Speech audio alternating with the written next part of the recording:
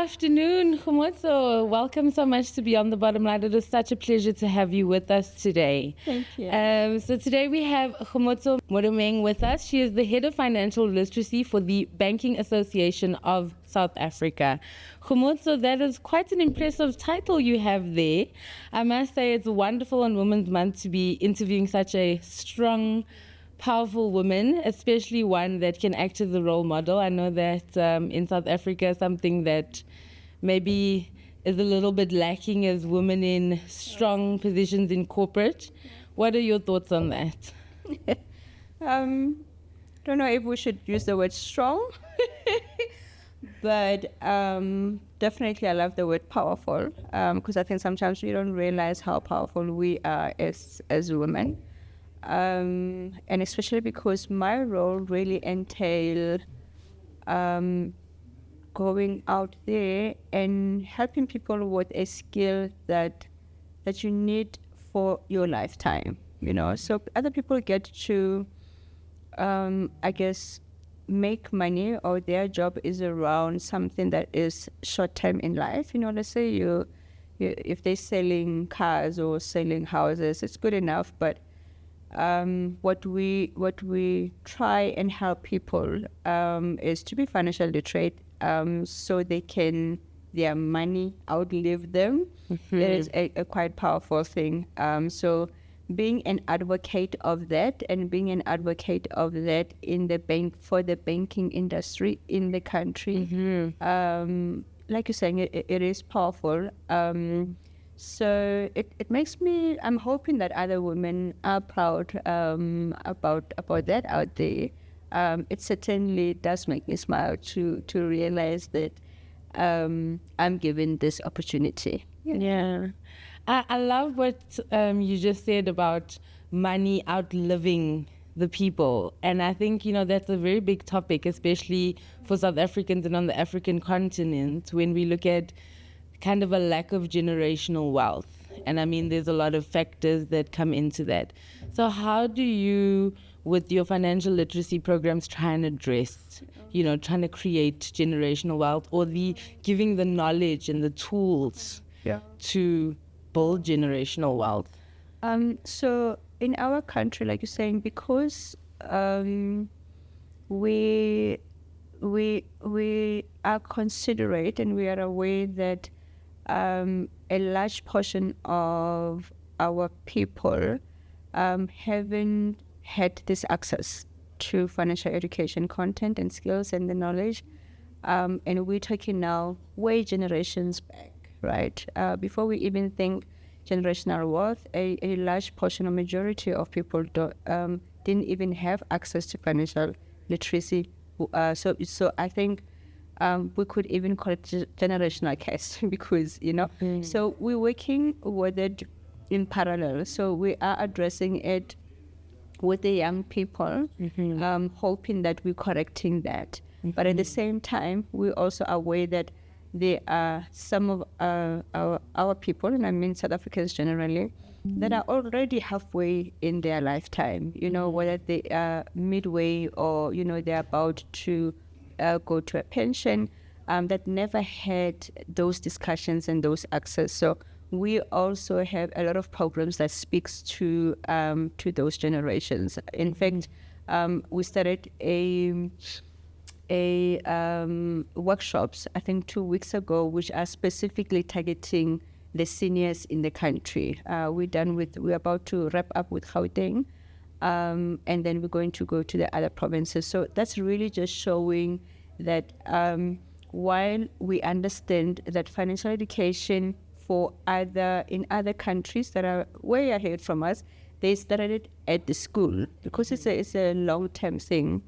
That's why they're better off, you could say. So by the time you actually start to use money, you have you have so much knowledge of how money should be used, or how credit should be used before you even take it.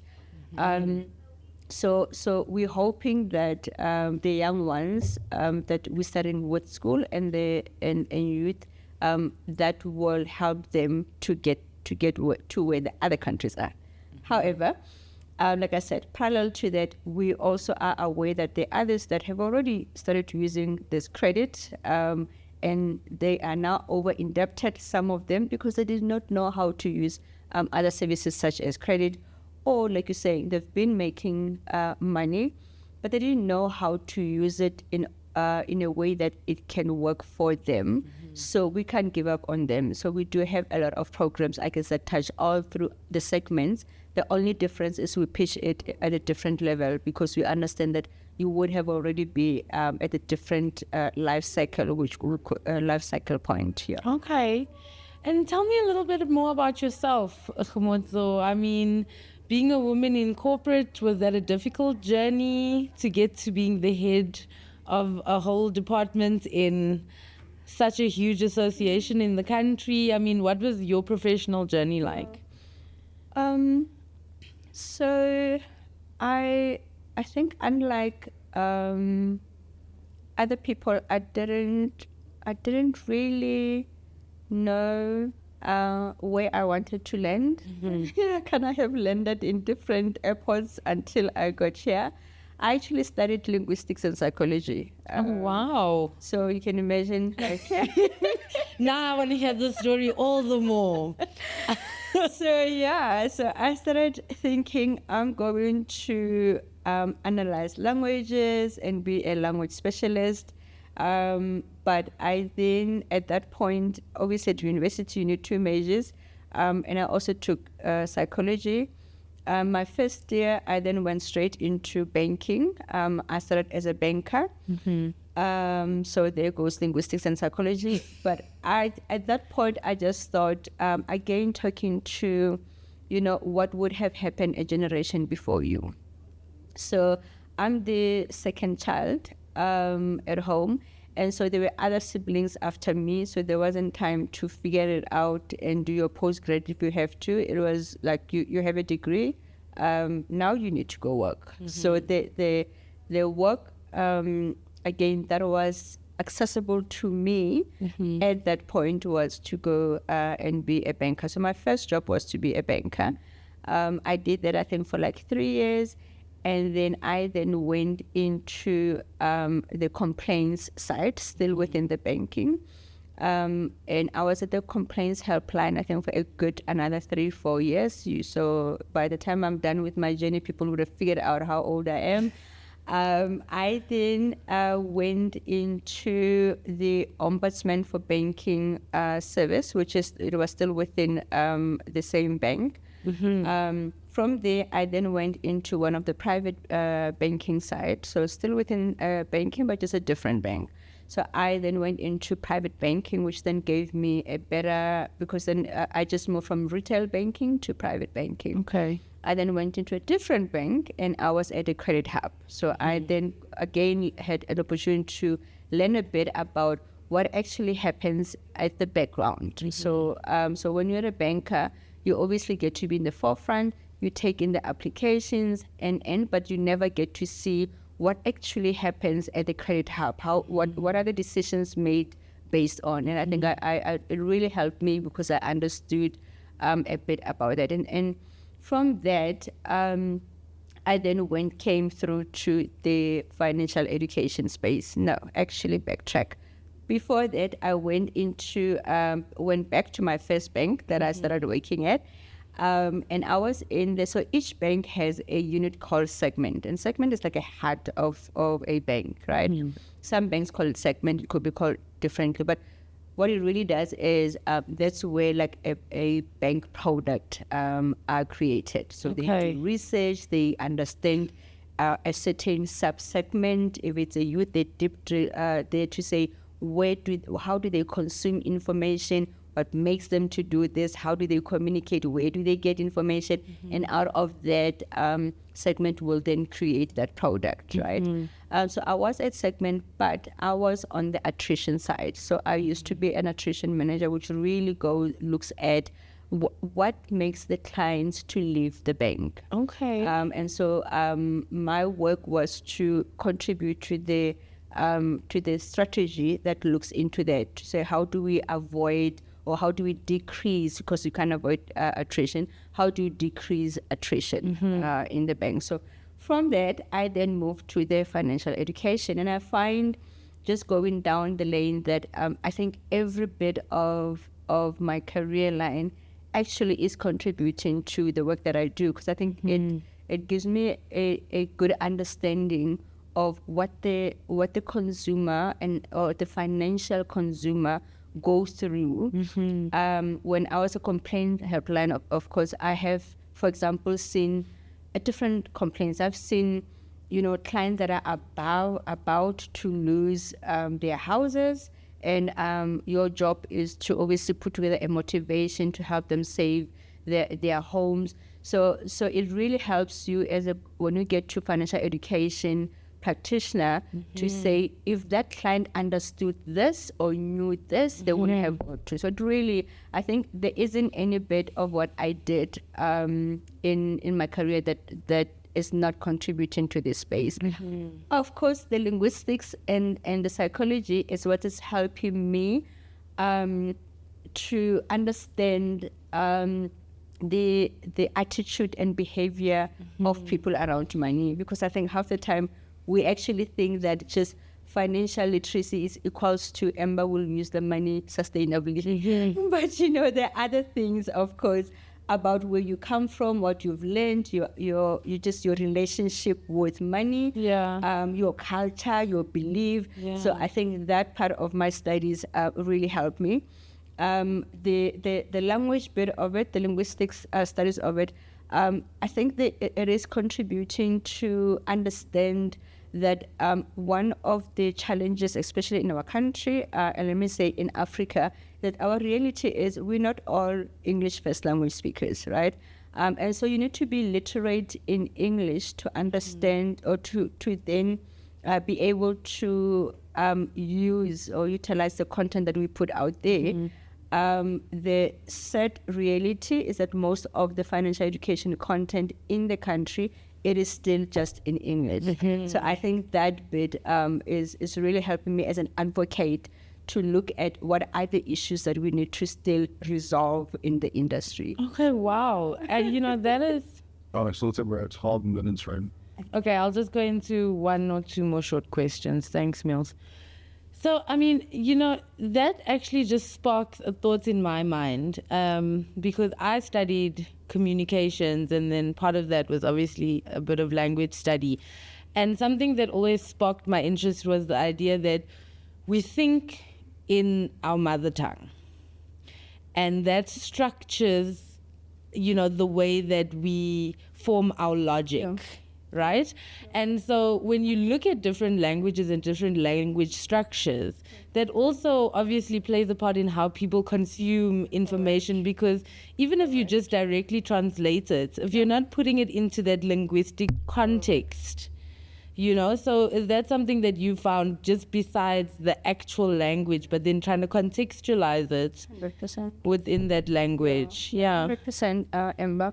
And so absolutely, I'm just going to say totally 100%, you're spot on.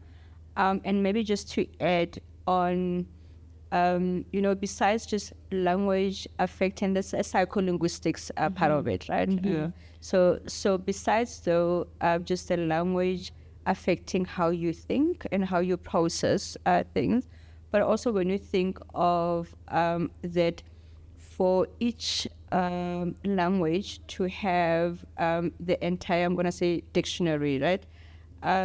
Let's just use Afrikaans, the history of Afrikaans, because it is a simple example that we can use in our country, how it was actually how the linguists then back then in our country got together and just thought, no man, we can't just speak a bit of Dutch there and this there, and they actually sat down and they created Afrikaans, right?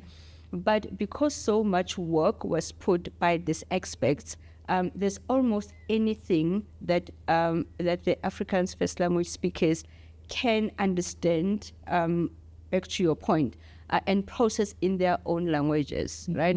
When you think about, so go back to has that really happened in all the other 10 languages? No. Yeah. So try now and put this two people on the table and think there are other languages that we still don't have the semantics or the words, the dictionary words about those financial terms in those languages. Yes. And we actually, so there is a whole lot that we need to use and bring a whole lot of experts in different settings in order for us to then say, okay, now we're on the same path, and how do we get everybody to even access and understand what we're talking about. So just having the content in English is not just a problem, like you're saying, but it's also that as a Setswana speaking person, what I'm processing will never be the same thing as you're processing as an English person. Yes. Yeah. I can imagine that, and in the process of trying to strictly translate, things could get oversimplified, lost in translation. Correct. So, okay, I definitely see that. Correct. And, just as the last point, what advice do you have for young women when it comes to starting out their careers, starting out their financial and credit journeys? Yeah. What would you say to them, or even say to a younger Kgomotso? Sure. So I think we keep saying start early, and somebody told me start early. I don't think I asked enough questions to understand what they mean. And yesterday, after the home loan session, I said to them, I bought my first house when I was 29. I'm trying to buy my fourth house now. And when I was listening to the specialist yesterday, I realized just how much I still did not know. So I want to say to my younger me out there, or younger women out there, to say, literally start early in terms of empower yourself. Just learn as much as you can about money. My manager called me yesterday and said, this information that you're giving this woman, you realize that even us as men need it, because we look like we have the confidence. And I think for me, in order for this young woman, because I think sometimes we jump into relationships because we don't have that confidence. So empower yourself. Just read, just go into the financial websites and just empower yourself to start with. Start early, whether it's just saving. It doesn't matter how much you earn, just saving, empower yourself on understanding how to use credit. And I think for me, it's also critical because we still live in a country and part of the continent where I can still be doing the same work with a male person and I still get paid less, right? We still get affected by things like we bear kids, so we're still going to go on maternity leave, which means the person that you're competing with for the same job get the advantage. So there's still a couple of things that are realities that are going to affect you generating money as compared to your male counterpart. So when we say start early, really just go out there, own it. Just own your financial empowerment. Okay. Well, thank you so much, Kgomotso. I really enjoyed the session with you, and I can't wait to have you back with us. And thank you so much to the Banking Association for the Unstoppable You webinar empowering women in finance. I think that it was absolutely necessary, and especially ending off Women's Month. I can't tell you the value that you've added to so many lives. So thank you so much. It's a lot to us. Thank you so much. It's my pleasure.